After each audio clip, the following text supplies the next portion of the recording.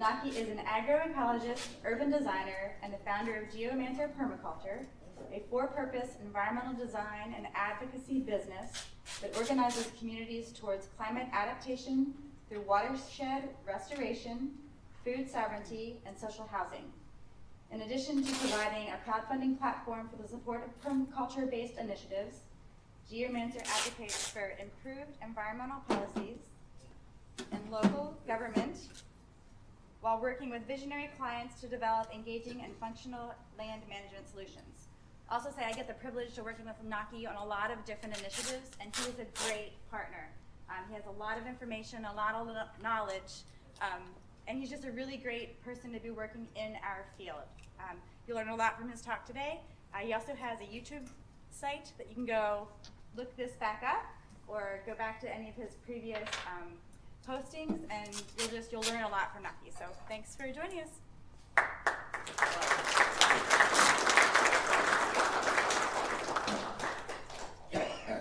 Thank you, Heather. Very kind.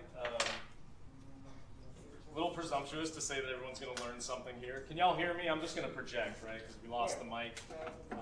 No?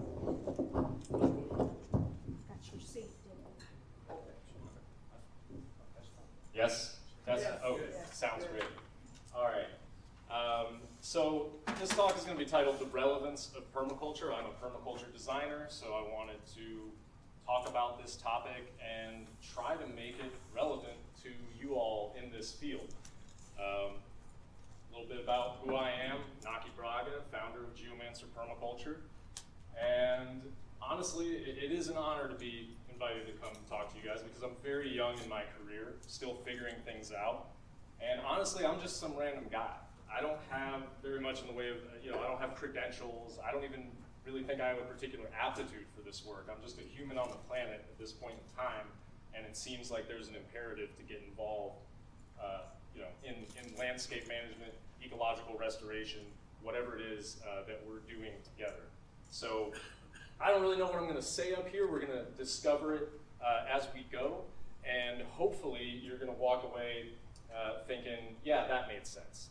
And many of you have been in this industry long enough that permaculture is like, oh, okay, it's this buzzword that, it's a fad every once in a while. Some of you will remember back in the 90s, food forests were really popular for a while, edible landscaping, this kind of stuff. And this is exactly where we are right now.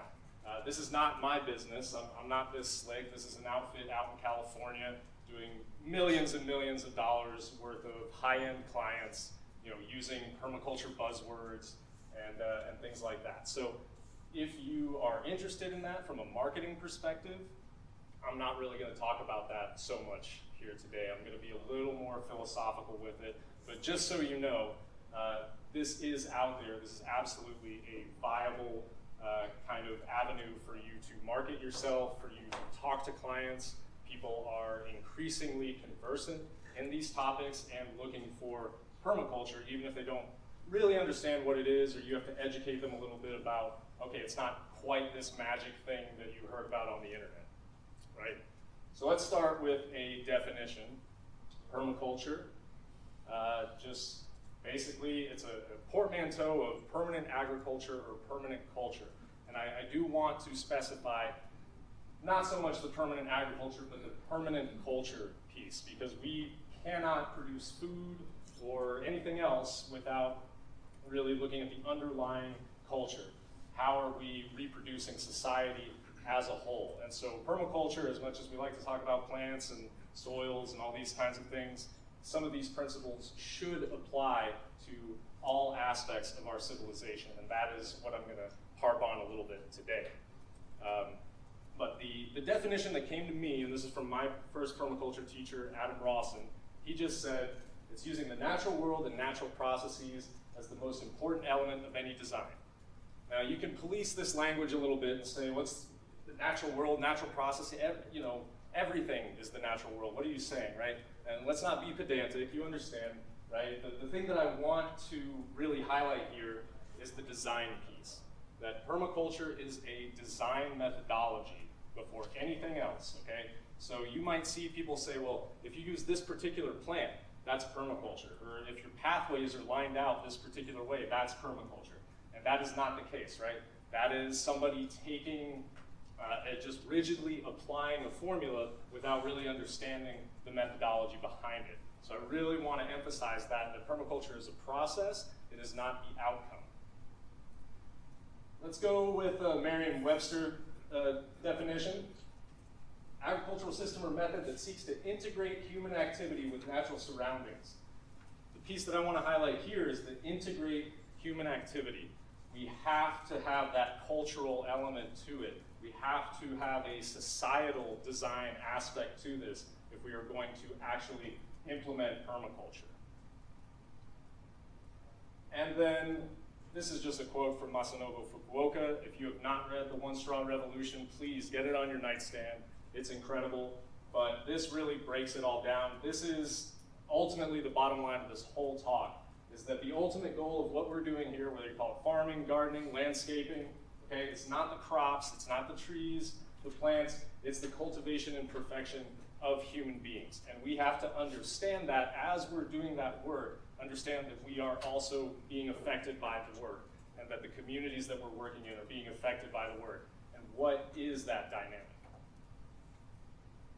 These two guys, at least in name, right, are the ones who branded permaculture, came up with the word. Two Australians, Bill Mollison.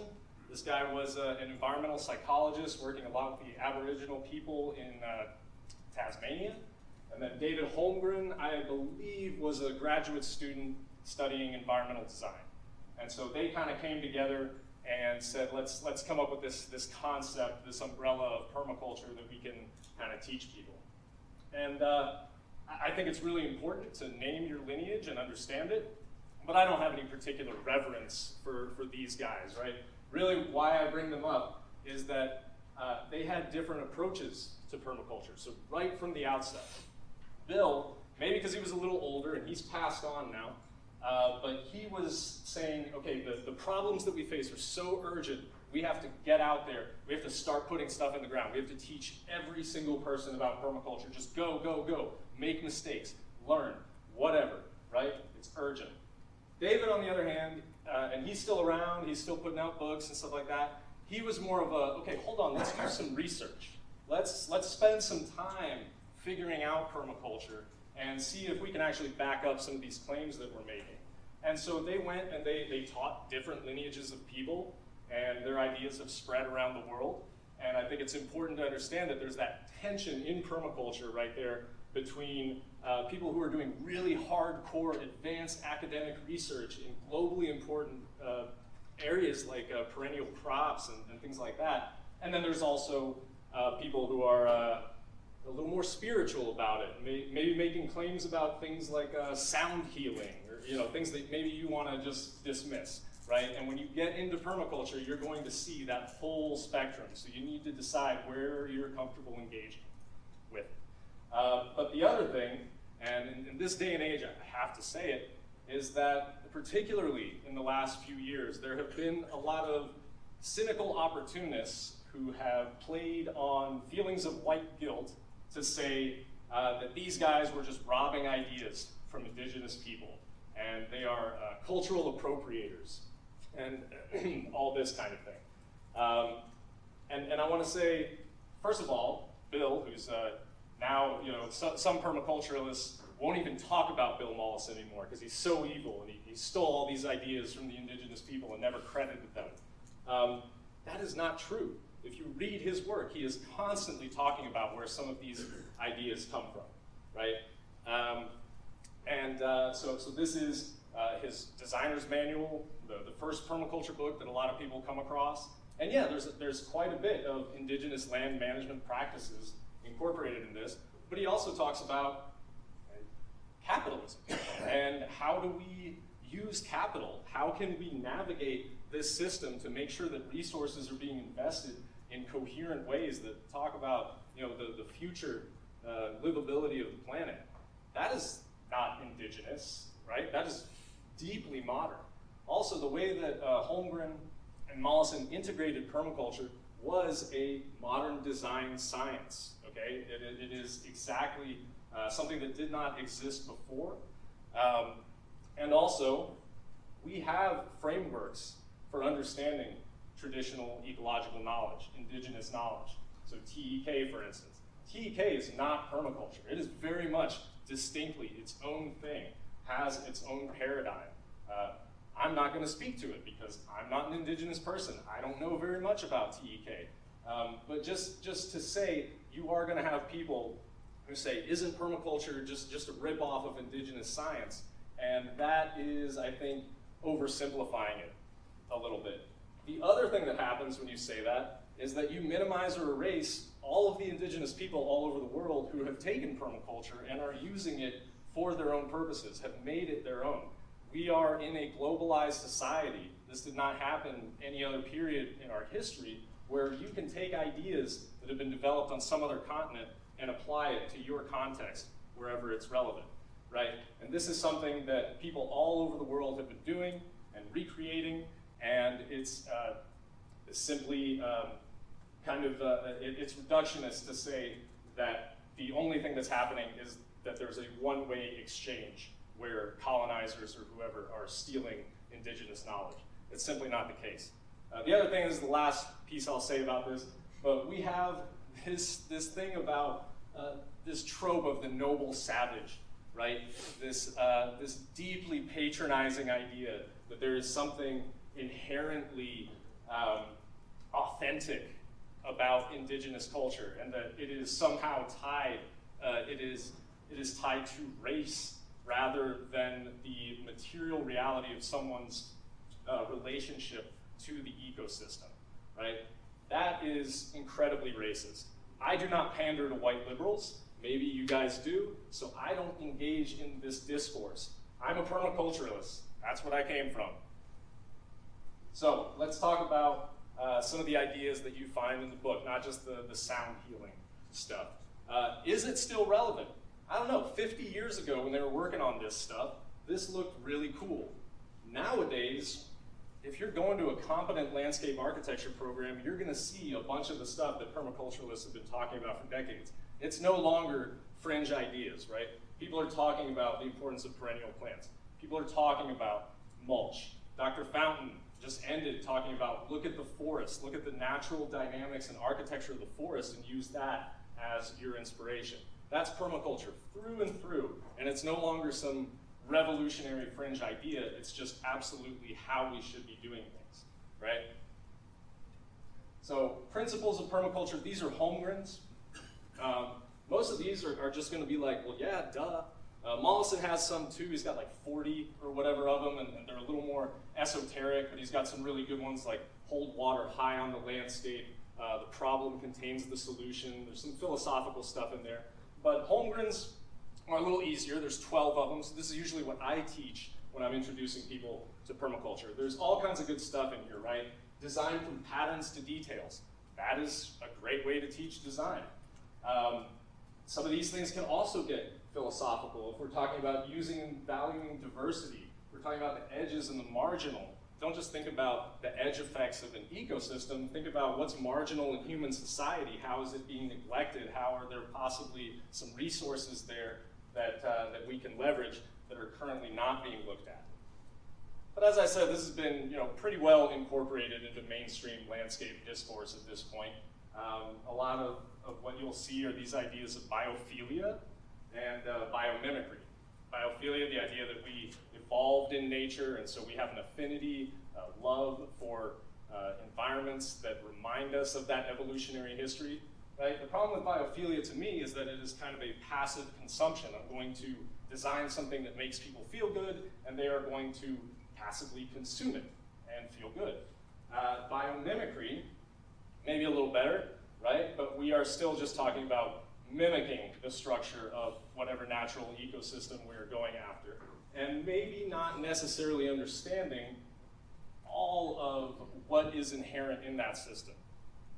So this is maybe the most influential photograph in my life. This was taken by a helicopter in 2006 over the Brazilian Amazon. And these people who are looking up there, possibly seeing a helicopter for the first time in their lives, are ostensibly an uncontacted tribe of people. And so they are just living in their community, this is their village, and for a while I didn't see anything when I looked at this photo, and then I realized they're standing in a banana palm plantation. This is basically their town square. And to someone like myself, just looking at the Amazonian jungle, I say, that's the forest primeval, it's nature, completely untouched, whatever. But it's not. It's actually a very intensely managed polyculture that the indigenous people of that region have been working on for tens of thousands of years. And we know that now. We know that the biodiversity, the amazing, incredible biodiversity of the Amazon and many other systems like it, didn't just spring up out of nowhere. It was an intentional creation of the human cultures that occupy that landscape and continue to live there. So we have to understand that. And we have a similar heritage on this continent too, an incredible density of super sophisticated land management practices that in a lot of ways have been extirpated from both the landscape and our culture, right? There is a colonial imperative to do such because sometimes doctrine would be that you could not claim land unless it was unimproved, right? So we have an interest in looking at indigenous land management and not seeing it, not being able to read it, not being able to quantify it, right? Because then we can say, well, there was nothing there. But actually, what was there was incredibly sophisticated, and not just sophisticated, but rooted into every aspect of the material culture of the people on that landscape. And so that is something that we should be thinking about if we're talking about evolving human culture. What do we need to do in order to be able to respond dynamically to changes on the landscape, take care of the earth? Because this is what we're sitting on right now. This is the sea surface temperature anomaly. The yellow line was last year. The red line is us, the first couple months of this year. I was hoping that maybe the temperature would reset at the beginning of the year, but it didn't. It just keeps getting hotter, right? The oceans right now are about as hot as you might expect them to be in the middle of July. And it's not like they're gonna cool down. It's not like the summer is gonna get colder, right? So this is the world that we're living in right now. We don't live in a greenhouse, we live in a pool house. It's heating up, it's a sauna. This is Dr. James Hansen. He's the director of climate studies at Columbia University, former director of the Goddard Institute for Space Science with NASA. He knows what he's talking about. In 2021, he said global warming of at least 2 degrees Celsius is now baked into Earth's future. There's nothing we can do about it. We 100% are gonna see that 2 degrees. This was 2021. I assure you his prognosis has not gotten more optimistic. It is so frustrating to sit in public policy meetings where people are still talking about, let's keep it under 1.5. How do we do that? We don't. It's not gonna happen, right? So how do we deal with this? Well, this is an interesting paper. It actually just came out earlier this month. They were looking at different types of green infrastructure, street trees and the like, and what are the actual heat mitigating effects of these installations. I know you probably can't quite see this, but what you should know is that the very best at the top, 4.7 degrees Celsius of cooling from wetlands, 4.9 degrees from botanical gardens, parks, okay? So the scale of the challenge is definitely there, but it's not like we don't understand the tools, okay? It's not just carbon emissions. That is a reductive look at what's happening. It's land use. It's how we've changed the landscape and how do we restore this ecological function, this cooling, to the landscape. Everyone's familiar with this, right? USDA hardiness zone maps. This is historically what we've been living in, 1980 to 2009. So pretty much what we've all grown up with, right? Here in Kentucky, we got a whole bunch of 6, on the border with 7. Let's look at the data projections to take us where we are now, 2010 to 2039. This is RCP 4.5. This is USGS, NOAA data, all that kind of stuff. RCP 4.5 is kind of it's a conservative, optimistic projection, actually. It would say that emissions are going to peak in the 40s, 2040, and then they will drop after that. Okay, RCP 8.5 is the really scary one. But let's just go with 4.5. This is the reality that we're currently living, and the projection is exactly what has happened. We are now in zone 7, right? Zone 7 has crept up. Let's take that to mid-century. Again, still 4.5. Kentucky is 100% zone 7. Okay, no big deal, right? All we got to do is, so we just start putting in trees that grow in North Georgia, North Alabama. It's that simple, right? It's not that simple. Dave, you're laughing. Why is it not that simple? You tell them. Well, come on. So You're the pro. Well, so yeah, so it's getting hotter, right? But we haven't changed latitude. We still get those crazy Arctic blasts. We're still getting the hard freezes. We're still getting the Gulf Stream destabilized and the polar vortex and all that kind of stuff. So it's not as simple as planting what grows further down, right? We're going to lose a lot of our native trees to drought stress, heat stress, and then if we try to go outside of our zone, we're going to lose a lot of stuff to frost damage. So I'm living in a world, I'm working in a career where every single tree I put in the ground, I'm thinking pretty seriously about the fact that it might die. Every single tree that I plant, I'm just like, this might die. So why am I even bothering? Who cares? Because we have to build community as we do this. The tree is not the most important thing. The tree is a vehicle through which to engage more and more people in the physical manipulation of the landscape. We have to build up this culture. It can't just be me and my little company, I'm the expert, I come in. No, we have to organize at the community level. I'm talking street by street, neighborhood by neighborhood, so that we all together can respond dynamically to these changes as it happens. If we have a complete landscape changeover, death of all the trees in the Daniel Boone National Forest, that kind of stuff, yeah, it's a tragedy, but you could also look at it as the greatest adventure of all time. We're going to be gardening. We're going to be gardening a lot. We are going to be landscape designers on a scale that is actually ecologically the landscape scale. Okay, so that's everyone in this room here has an incredibly important part to play with that, because people are going to be confused, they're not going to be understanding what's happening, and we have to be able to provide a coherent response to this that actually organizes people to stay ahead of this, and the only way we can do that is to have hands in the dirt. All right, that's heat. Let's look at water. This is rainfall intensity. Basically, all you need to know is dark blue is less rainfall, dark red, a lot more rainfall. Here we are in Kentucky. A couple things that stand out to me about this. One is that this area of the Mississippi Plateau around Bowling Green and stuff like that, those dots aren't very dark. So actually the change there seems to be a little bit buffered somehow. However, us here in central Kentucky, look at those red dots. That's what we're seeing, right? Lots of rain, lots and lots of rain, lots of thick squall lines just pushing through. And not just the lots of rain, but I see that dark blue dot right next to the dark red dot. That's what's terrifying to me. That is a flood drought regime.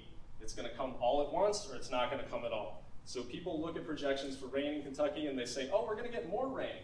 Actually, we're going to get increasing rain. So that's fine, because we'll be able to grow anything. But if you get more rain, but over fewer rain events, that could be a crisis, right? So we need to restore the water cycle, especially in urban areas. Planting trees is not enough if we're planting them into chronically dehydrated soils. We have to get this biotic pump going again. I have plenty of other talks that I give on this, so I'm not going to harp on this particular topic, but the evaporative cooling, all of the dynamics of the water cycle is really what controls the heat regulation of the biosphere. Okay, yeah, carbon emissions are important and all that kind of stuff, but they are a tiny, tiny percentage compared to hydrology. And we have destroyed the hydrology of this landscape on a massive scale, and we have to restore it. How do we do that? Passive water harvesting, hold water high on the landscape, just like Mollison said. Regenerative stormwater conveyances. Get that hydrology fixed before you even start thinking about what kind of trees are going to go in there. And in order to do that, we have to talk about trees, we have to talk about ecosystems beyond just carbon, right? Carbon is a very narrow window, it's easy to financialize, we can quantify it, we can put it in a spreadsheet. That's not good enough. We have to be ecologists and say, we're looking at everything all at once. Here is, when did this come out? This was just last year, and they were looking at tree mortality in complex forest stands. So lots of diversity of age, diversity of species, that kind of thing. And as we can see, the greater diversity in the architecture of your forest, the greater resilience to things like drought stress. So what does this mean to me? This means that if a client wants a perfectly legible oak alley on even spacings and everything is the same species, or maybe even a clone of the same species, I'm going to tell them no. I'm going to say we're not going to get the whole project planted in 1 year because I don't want every tree to be the exact same age. They're all going to die at the same time. We're going to stay involved in that landscape. We're going to do successive plantings. We're going to set up a system of succession, right? And we're going to have all this kind of diversity in the stand. This is baseline of what we need to do, and it's not what the industry is doing right now. So opportunity to change. We know that with that diversity, we also get a dilution in specialist pathogens. This is another permaculture thing, diversity, confuse the insect predators and all your pests so that they can't find their next host plant because there's too many other things in the way, right? We can actually quantify this with modern science, but it's something that permaculturalists have been doing for decades and decades. And we know that as we restore the soils, we restore the microbiome in the soils, there is so much complexity in what happens there. Actually, if anything is relevant about permaculture, it is the way that permaculturalists have been talking about soils for a very long time, because they talk about it in metaphor, they talk about it with poems. They really, we cannot quantify everything that's happening in the soil microbiome. It's silly to even try. I think the way to look at it really is more in that holistic kind of sense where we don't have to know every single thing that's going on in there. We just want to feed it the carbon that it needs, give it the aeration that it needs, give it the water that it needs, and let the plants do the rest. Now, abiotic stresses are not the only thing that we're facing, right? This is the Red River Gorge, Bert T. Coombs Mountain Parkway. I did pull this off Google. I didn't have time to drive out there. But you all know what we're looking at, right? The Scanthus sinensis. Yes, Chinese silvergrass. Everybody out there really likes a nice patch of it next to their front door or by their mailbox or whatever, and it's escaped, and now it's just all along the roadside. And then what happens?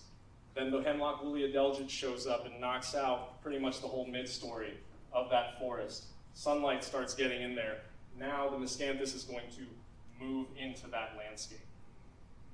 That's horrifying to me. I don't know how to fix that. I don't know how to go out there and repair that, right? To me, that's like the ghost grass that's swallowing the Dothraki Sea in George R.R. Martin's fictional Essos, right? It's an apocalyptic kind of fantastical scenario, and it's actually what we are living through right now. And so maybe, if we are living through an apocalyptic fantastical scenario, maybe we are the heroes of this story, and this is the great adventure of our lives, is how are we going to deal with this? The only way that I know how to deal with this is thinking about urban landscapes and thinking about the density of human management that is needed to stay ahead of something like this, to bring biodiversity and maintain that those genetic reserves that we might lose otherwise. Might be the only places we can do that is where we have enough humans to be constantly involved in maintaining that. And again, we do have precedent for this, okay? When people talk about native plants and stuff, I am not a native plant chauvinist. I use native plants, I only use native plants, but what I mean by that is I don't look at the ecosystem and say, we're gonna freeze it right where it was when Daniel Boone first saw the fabled cane lands, and then nobody gets to do anything to it again and keep people out. Because what we think of as the native flora or whatever of this continent was, again, the intentionally managed polyculture of indigenous peoples. And so we don't get to preserve that unless we are also preserving the human management that created those communities in the first place. And I'm talking about over thousands and thousands of years, intergenerational systems of working with plants. A good way to look at that is crops, right? Ethnobotany, medicinal plants, whatever it might be, is just a way to get people, to really relate to it. Say, okay, you're creating food. That is a good way to get people involved. How many of y'all knew that Kentucky is one of the great global hearths of plant domestication? Yeah, a couple of y'all knew. So yeah, everybody knows about rice in the lower Yangtze River Valley, right? We got barley and wheat in the Fertile Crescent. We got all kinds of gourds and yams and okra and things like that from Africa, right? We got potatoes in the Andes. We got teosinte corn from Central America. Well, the oldest archaeological evidence that we have of the domestication of the sunflower comes from a rock shelter in the Red River Gorge.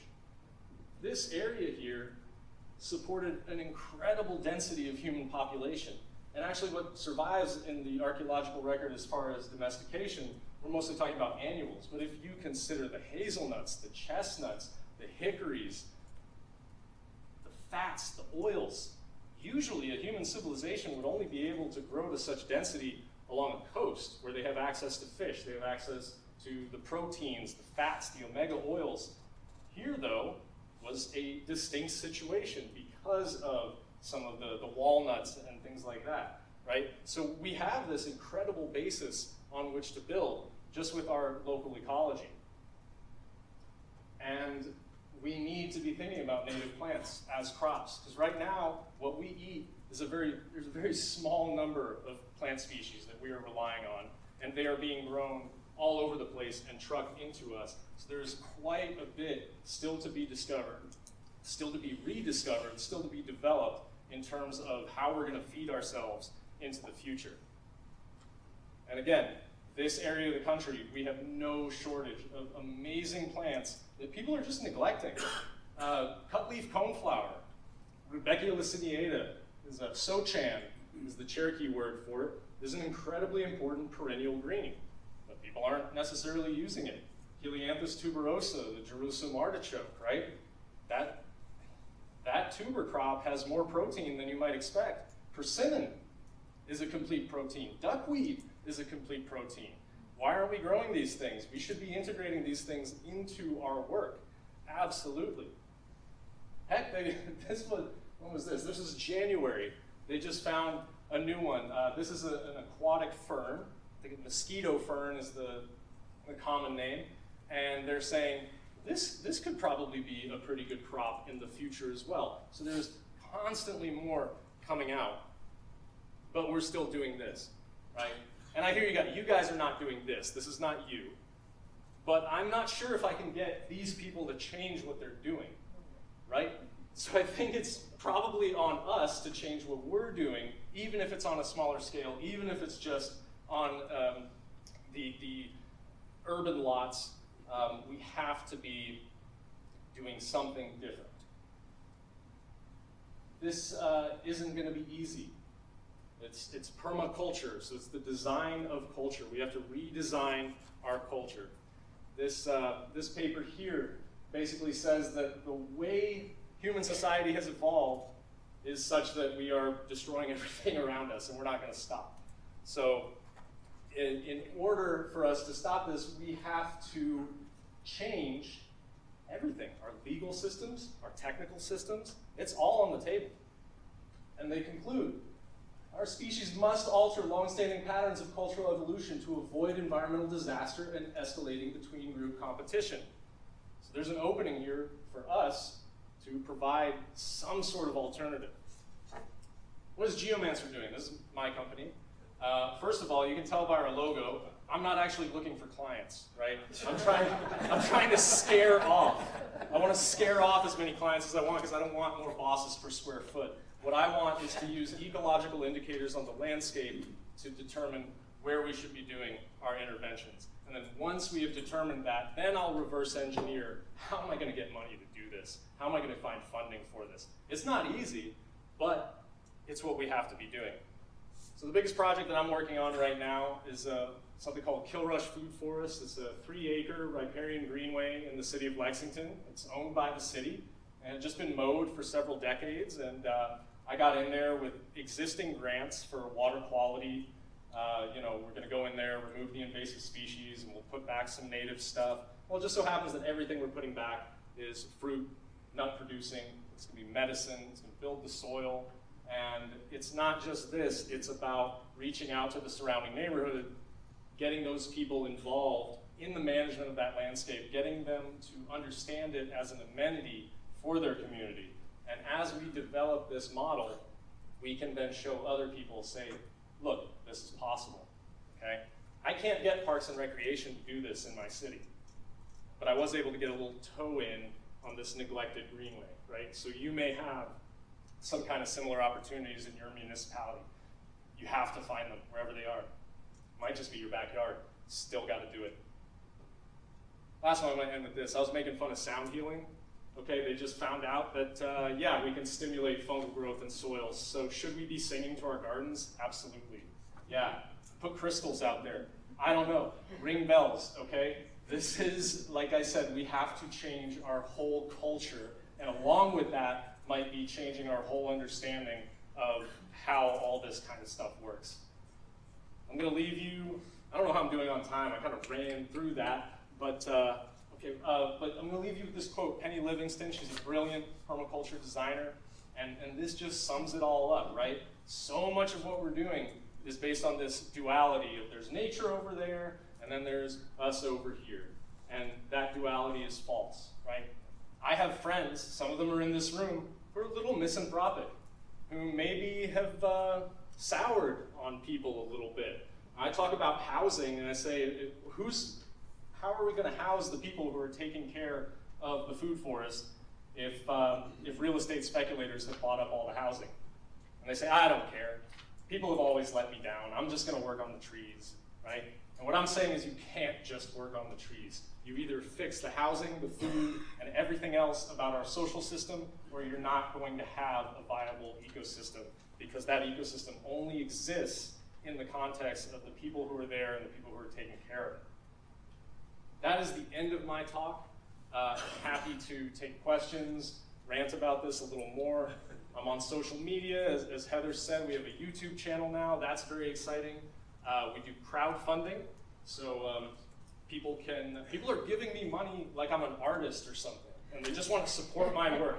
And who am I to stop them, right? Because this is what lets us go somewhere, and it's not about the dictates of a given client or the profit motive of whatever project. It's about what needs to be done right now, and we can bring the money to it.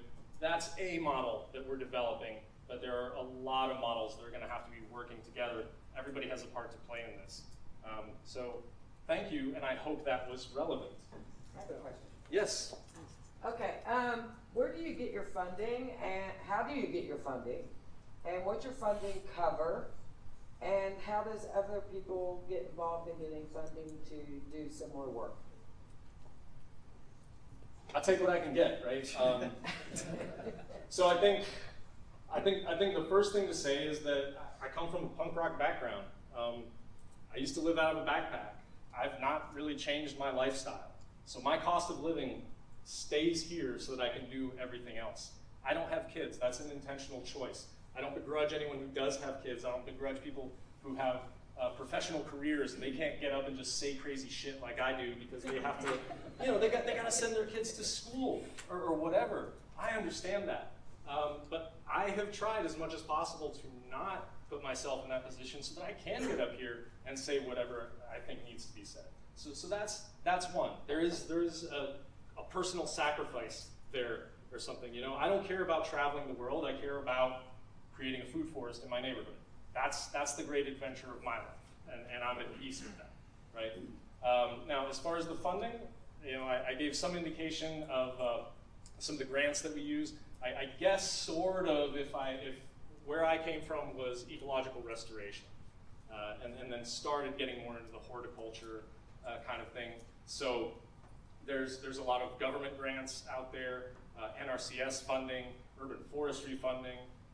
In the city of Lexington, we have a lot of water quality incentive grants that allow me to do environmental education work with schools, that allow me to do some of these riparian restoration projects. So that is kind of top of the line. I am an LLC. Geomancer is a private company, so we're not eligible for a lot of grants, but we work with nonprofits who are, and often what we'll do is we'll bring a project to whatever entity is eligible, and we'll say, hey, we'll write this grant for you, we'll do the whole project, just sit there and receive the money, and then hire us as the contractor, right?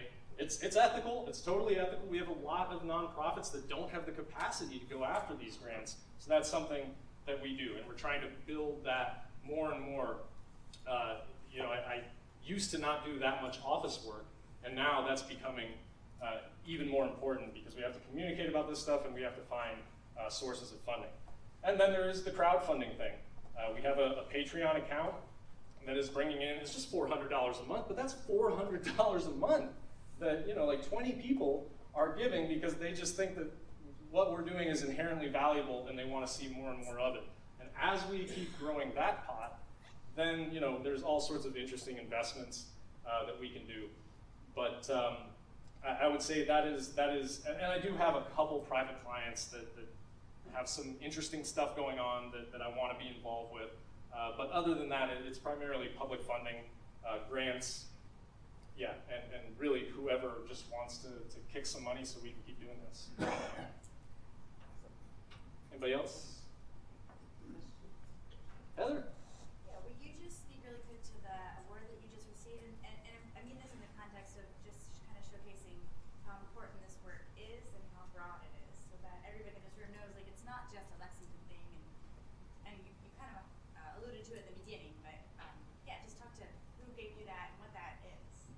Yeah, so just last week, Geomancer received a Practitioner Award, 2024 Practitioner Award from the Association for Temperate Agroforestry, AFTA, which is primarily a North American kind of deal, but that's international. That's our first international recognition. And it's all, I've won awards before for community organizing or for environmental education, but this we're being recognized now for agroforestry, for these perennial crop systems that we're putting together in urban areas in partnership with the surrounding neighborhoods. And I think that is, I mean, whether you look at federal funding and what NRCS is wanting to promote, whether you look at some of the research that's coming out of places like Savannah Institute, that is where we're moving. And there are some problems with that. Like, for instance, right now, I think elderberry and hazelnut are a little overhyped, right, for a lot of these farms in the Midwest. Not to say I don't love hazelnuts. I think hazelnuts are a core part of a viable food system for the future. But some of what they're doing out there doesn't necessarily translate to the central bluegrass, right? But we can look at Appalachian forest farming. We can look at hundreds of years of culture of forest botanicals, non-timber forest products, things like that, and ways to cultivate those systems, not necessarily on flat ground, or maybe under existing forest canopy. So that is sort of the conversation that's happening around agroforestry right now, I think is really ramping up. And yeah, there's some issues with it. Some of it's overhyped, but it's also just the way things are going, and it's absolutely something that the federal government is beginning to support more and more. I don't know if I covered that good enough. Yeah. Cool. Yes, in the back. Can you tell us a little bit more about the Kill Rush Drive Greenway and what we would see if we drove out this afternoon? Yeah. And I apologize. I didn't put any pretty. I'm not a pretty pictures guy. I forget to take photos of stuff when I'm out there. But the Kill Rush Drive Greenway. Let's see here. Okay, so to deal with this, we have Wolf Run Creek, right, and then we have Cardinal Valley neighborhood, and we have this 3 acres of riparian descending slope, not super intense slope. And there used to be houses there. So just like the single family homes you see on the top of the picture here, that's what was there. And unfortunately, you know, they built them in a floodplain. So what happens? All the basements just start flooding. And if you think about displacement, right, if you get in a bathtub, the water rises, you get out of it, the water goes down. They got rid of the houses in order to restore some of the capacity of that soil to hold the water. So they tore those houses down. It's been decades ago now, and the city had just been mowing this greenway ever since. So what you would see if you drove there a couple years ago is just a mowed riparian slope to a giant bunch of honeysuckle and other invasive brush down at the creek. If you went down there now, what you would see is that we've cut all the honeysuckle out, we've taken those stems and constructed a no-mow barrier further upslope to extend the riparian vegetated buffer. You will see hundreds of little flags of fruit trees, nut-bearing trees that we planted in the fall. You will see lots and lots of arborist wood chips that local tree care companies have been bringing us. Super grateful for anyone who's contributing to that. And we're using that to mulch our paths. We're using it to take the entire upslope out of mow. The city of Lexington has now signed on to this, so this is something we're going to see over the next year. We're also getting large woody debris brought in.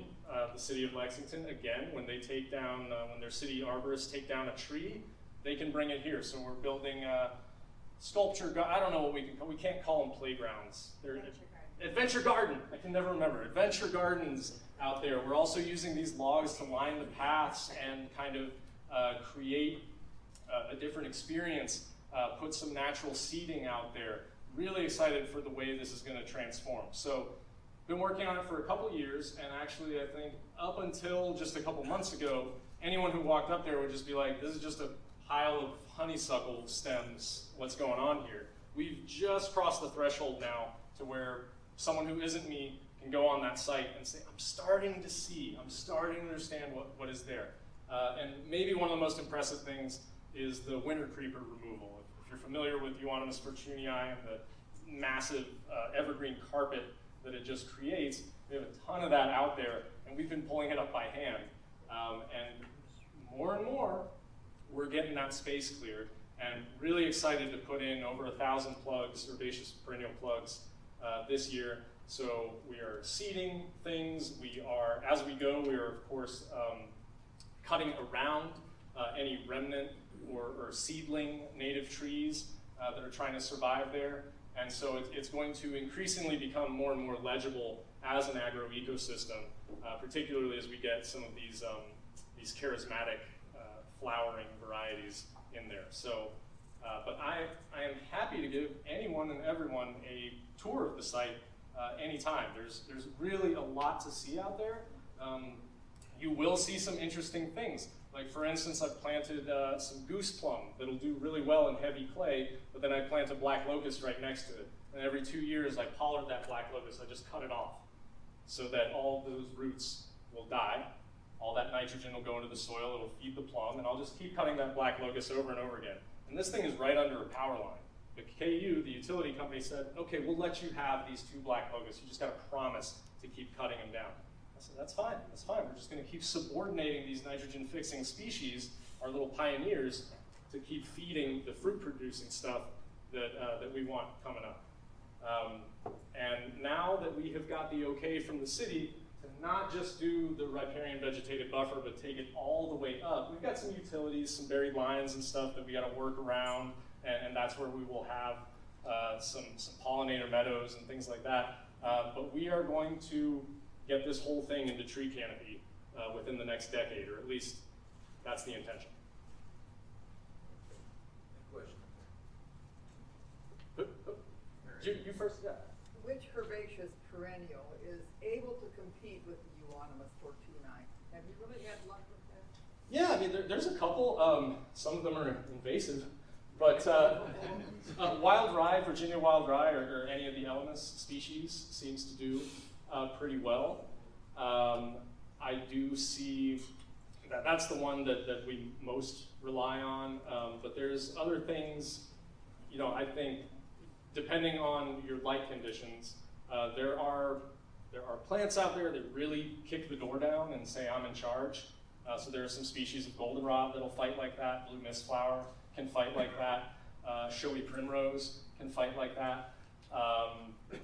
If you once you get it established, certain things like the Jerusalem artichoke that want to grow these deep tubers underground and shoot out. Now, I'm not saying that you can just seed it out there and it'll compete. You know, you got to give it a head start. But when we're talking about euonymus, I think it's about holding space as much as anything. I want to get one little corner locked in. And we're also having a lot of luck with strawberry, just straight up Fragaria virginiana. That's my primary ground cover that I think we're going to be using out there. I'm doing a lot of stuff out there that I'm not going to do at like my house at that scale, right? When you have 3 acres, you need stuff that's just going to fight. The other one that I really like is green and gold, Chrysogamum virginianum. There's a couple different varieties of it. One is more aggressive than the other, but that is a really nice shade-loving ground cover, beautiful little yellow flower, native, and that one will hold space. And so we have patches of that I can show you there as well, that have basically been trials that I put in 2020 just to see how they would do, and now I'm really happy with them. And so we're dialing down to the species that we'll be able to propagate out. We've quadrupled the woody species diversity, at least on this site. I think we've planted over 40 new species, and I do not expect them all to live. I expect a bunch of them to die. You know, the deer will mess them up, the rodents and the groundhogs, and you know, there's only so much you can do. But what we're doing is creating a lab where we're experimenting and figuring out, maybe there's just 10 species that I know are bomb-proof. I'm feeling really good about those goose plums right now. They seem to be doing well. And so if we come away with that plant palette that we say, okay, we've been doing these for a few years here at Kilrush, and they did okay in the heavy clay, they did okay with all the other kind of urban impacts. Now I feel more confident going to someone else and saying, like, here is a polyculture that you can rely on. So, gosh, talk about plants for Say the genus of green and gold again. You went too fast. Chrysogamum. Chrysogamum. Yes, and I might not be pronouncing that correctly, but green and gold, 100% the common name there. Yes, sir. It looks like maybe March 9th, you have a volunteer day out there, is that right? You want to talk about that? Yeah, I'm happy to. Thank you for prompting me. So we have begun now, this will be our first one, a monthly General Assembly. And so on the second Saturday of every month, Geomancer will coalesce, whoever our community is, on a site, and we'll do a volunteer day. And there'll be all kinds of stuff to do. You know, we're pruning, we're spreading mulch, we're weeding, we're using loppers to process the honeysuckle down. Plenty of work to do. We have hundreds of bulbs to plant, Beatrice and so forth. But it's not so much a volunteer day as it is a general assembly. So the idea is we are going to get there and we're going to talk about this like we are a revolutionary movement that needs to conceive of itself as such, that needs to generalize the experience across its membership, and needs to have a coherent long-term strategy for how we're going to change our culture. And the vehicle through which we do this is by working together on the landscape. This is not a theoretical thing. This is a material relationship that we are going to build together. As I said, this is the first time that we're doing it. It came from some of my supporters who work 9-to-5 jobs, and they said, well, we can't ever come out and work with you. Can you do something on the weekend? So I said, okay, every second Saturday, we will do this. And I don't know what it's gonna be yet. I don't know who's gonna show up. I don't know what kind of conversations we're gonna have. We're definitely gonna get a lot of work done. But that is, yeah, again, thank you for prompting me, because this is part of what we're hoping to develop as far as what Geomancer is in the future. Even though it's an LLC, that is the legal form. I did not want to be a nonprofit, so that is the legal form that we are using for this. But what will we grow into in the future, to be determined. Yeah. I'm sure you probably know Ken Cook. You might, contact him. He signs my checks. Yes. Yeah, love. Ken's a giant pain in my ass. He writes the longest emails in the world. But I'm happy to have. He was retired from government. He's all about the bureaucracy. He's all about the grants and that kind of stuff. And I am not. I am not that guy. So really important to have those partnerships. Wherever your weakness is, find the people who can kind of pick up that slack. And for me, those are a lot of the nonprofits that I work with. Yes, sir. Ecology is often described as a world of wounds. It's clear you're very passionate about what you do, but how do you personally find joy in the work that you do? Man, I come from a self-destructive place, you know? Like, I was angry. I'm still angry. What the hell, man? I showed up to this planet and I want to have adult table discussions, but it seems like everybody's just at the kids' table. We're still figuring out the most basic things about how we're actually going to survive on this planet. It's annoying, right? So I look at the creation within the destructive act. When people say we have to create space for something, it's like, okay, you create space by destroying what's there. What's the ecological role of a wildfire? It's not just destructive, it's part of the cycle, right? And I have a skull in the logo because everybody else's logo is sunshine and rainbows and we're gonna make your landscape look so good. I say, no, sometimes things die, things senesce, things break down and feed the soil. That's important, we need to talk about that too. And there's parts of our culture that are long overdue to die, okay? And so that's where I find joy, is in the capacity for that. You're here. 1 minute. Anybody want to goad me into saying something controversial? I've got a crazy question. What is the skull in your logo? It's a skunk. Skunk. Great question. Okay, so skunk, right? The esoteric significance of a skunk is that nobody wants to mess with a skunk. Right? You can be the biggest, baddest thing in the woods, you're still a skunk. Nah. But if you're the skunk, you can't just go spraying everybody, right? It's not like that.